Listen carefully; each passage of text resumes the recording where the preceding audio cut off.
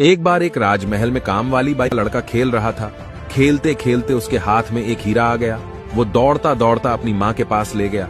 माँ ने देखा और समझ गई कि ये हीरा है, तो उसने झूठ मूठ बच्चे को कहा कि ये तो कांच का टुकड़ा है, और उसने उस हीरे को महल के बाहर फेंक दिया।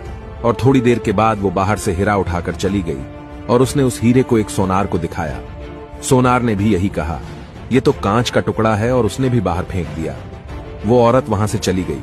बाद में उस सोनार ने वो हीरा उठा लिया और जौहरी के पास गया, और जौहरी को पता चल गया कि ये तो एक नायाब हीरा है, और उसकी नीयत बिगड़ गई। और उसने भी सोनार को कहा कि ये तो कांच का टुकड़ा है, और उसने उठा के हीरे को बाहर फेंक दिया, और बाहर गिरते ही वो हीरा टूटकर बिखर गया। एक आदमी इस पूरे वाकये को देख रहा था। उसने जाके हीरे को पूछा, जब तुम्हें 2 बार फेंका गया तब नहीं टूटे, और तीसरी बार क्यों टूट गए?